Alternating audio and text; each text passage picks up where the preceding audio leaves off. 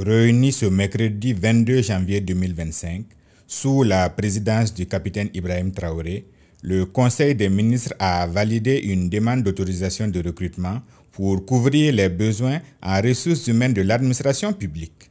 Le ministre en charge de la fonction publique, Mathias Traoré, précise que 4 348 postes réservés au concours professionnel, 7 056 postes pour le concours direct seront pourvus.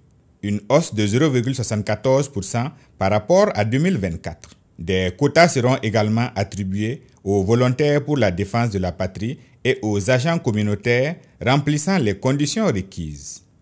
Les concours se tiendront en février et septembre 2025. Au titre du ministère de la fonction publique, du travail et de la protection sociale, le Conseil a adopté un rapport relatif à une demande d'autorisation de recrutement sur concours au titre de l'année 2025. L'autorisation de recrutement, aussi bien sur concours professionnel que sur concours direct au titre de l'année 2025, qui vient d'être accordée par le Conseil des ministres, fixe à 11 404 le nombre de postes à pourvoir en 2025, contre une autorisation de recrutement de 11 320 postes à pourvoir en 2024, soit un accroissement de 0,74%. Les 11 404 postes à pourvoir autorisés par le Conseil des ministres se répartissent ainsi qu'il suit.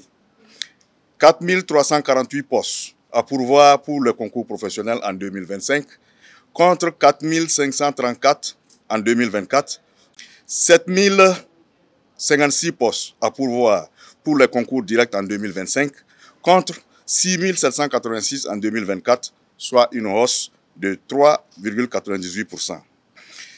Il faut signaler qu'au titre des concours directs, 5 952 postes seront suivis de formation, tandis que 1 104 postes ne seront pas suivis de formation.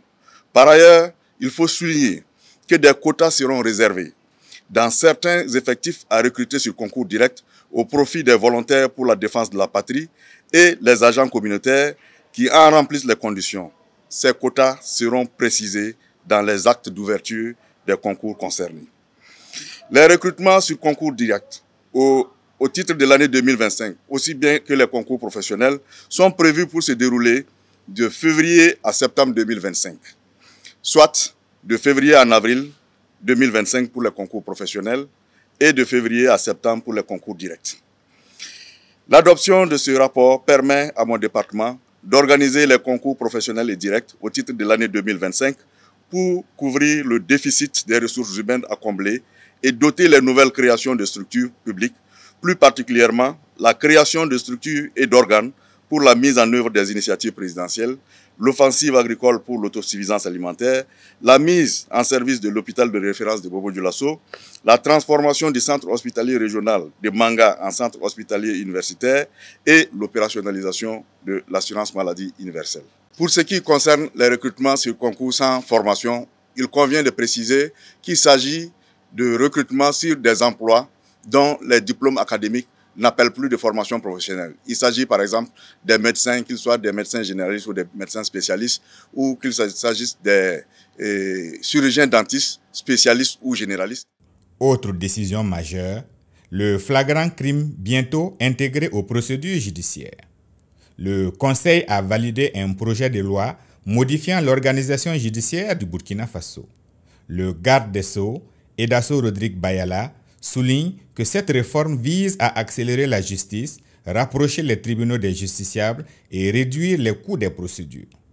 Les principales innovations sont création de chambres criminelles, mise en place des tribunaux de travail dans les 27 tribunaux de grande instance du pays, des décisions majeures pour une administration plus efficace et une justice plus accessible. Le Conseil a adopté un projet de loi portant modification de la loi du 2 mai 2019 qui porte organisation judiciaire au Burkina Faso.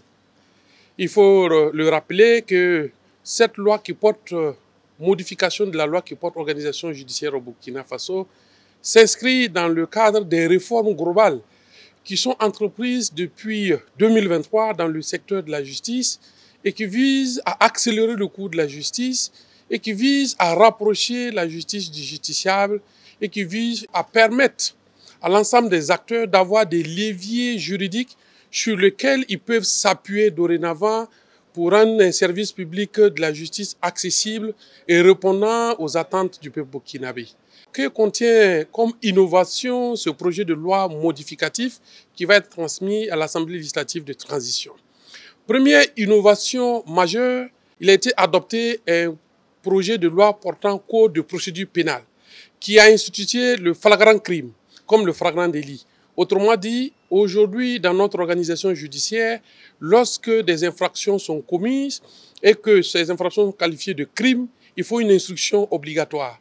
Ce qui faisait qu'on pouvait mettre 10 ans, on pouvait mettre 5 ans sans qu'un dossier pourtant aussi clair, qui n'est pas encore passé en jugement, beaucoup se posent la question de savoir pourquoi de tels faits, quelquefois qui sont très graves, ne sont pas jugés. Eh bien, c'est parce que tout simplement, notre loi actuelle obligeait qu'en matière de crimes, il faut une instruction obligatoire. Dorénavant, avec cette loi, ce projet de loi modificatif, l'instruction n'est plus obligatoire tel que cela a été prévu dans le Code de procédure pénale. Donc, concernant le présent projet, il s'est agi de créer des chambres criminelles au niveau des tribunaux de grande instance, comme il n'y aura plus d'instruction obligatoire, même en matière de crimes, pour que les crimes flagrants puissent être jugés immédiatement. Ce projet de loi contient création de chambres criminelles auprès des tribunaux de grande instance sur l'ensemble du territoire. Deuxième innovation, c'est la création du tribunal du travail au niveau des tribunaux de grande instance de notre pays. Nous en avions 3. Un tribunal de travail à Ouaga, un tribunal de travail à Koudougou, un tribunal de travail à Bobo-Dioulasso. L'année passée, nous avons pu rendre fonctionnel un tribunal de travail à Fada, mais cela n'est pas suffisant. Cela voudrait dire qu'un employé qui a un problème de travail, de licenciement par exemple, avec son employeur et qui se trouve à Dori, devra se déplacer à Ouagadougou pour avoir accès à la justice, pour que ses droits soient reconnus. Un employé qui a Dédougou et qui a un problème de travail devrait se rendre à Bobo-Dioulasso pour voir ses droits reconnus. Alors, cette loi contient une innovation qui permet d'instituer un tribunal de travail au sein de chaque tribunal de grande instance. Donc, partout où nous avons des tribunaux sur le ressort de l'ensemble des 27 TGI qui comptent le pays, il y aura dorénavant un tribunal de travail qui permettra d'examiner les conflits de travail entre employeurs et entre employés. Cela permettra de diminuer le coût de la justice. Déjà, les frais de transport, on peut les inclure dans le frais de la justice parce que la personne se déplace pour aller assister à un procès. Deuxièmement, on rapproche du même coup la justice du justiciable. Ensuite, il y a la question du juge unique. Partout, nous avons des problèmes de ressources humaines. Il faut travailler avec les ressources humaines dont nous disposons actuellement pour résorber le problème. Au niveau de l'opération Kajivite, le juge siège déjà à juge unique. C'est-à-dire que la loi donne cette possibilité déjà. Il s'est agi de la consacrer et d'étendre les matières dans lesquelles le juge peut statuer à juge unique, aussi bien au niveau des tribunaux de grande instance qu'au niveau de la cour d'appel. Entre autres innovations aussi, il y a le juge de l'exécution. Vous savez, aujourd'hui, la matière de l'exécution est exclusivement détenue par un seul juge qui est le président du tribunal de grande instance. Aujourd'hui, tout le contentieux, que ce soit du commerce, que ce soit le contentieux du droit du travail, tout se retrouve entre les mains de ce juge ou au juge délégué. Ça crée un engorgement et ça ralentit le cours de la justice, de sorte qu'il était nécessaire d'éclater effectivement la compétence du juge de l'exécution, de sorte que le juge qui a rendu la décision puisse être compétent pour connaître du contentieux qui est de ce titre exécutoire. Voilà, entre autres, innovations que comporte cette loi. Il était aussi nécessaire, dans la réforme sur le statut de la magistrature, la période des vacances judiciaires a été réduite à 2 mois parce qu'elle était de 3 mois. Il était nécessaire que le présent projet de loi puisse se conformer à cette loi organique qui a été déjà adoptée. C'est le point des décisions du Conseil des ministres de ce 22 janvier 2025.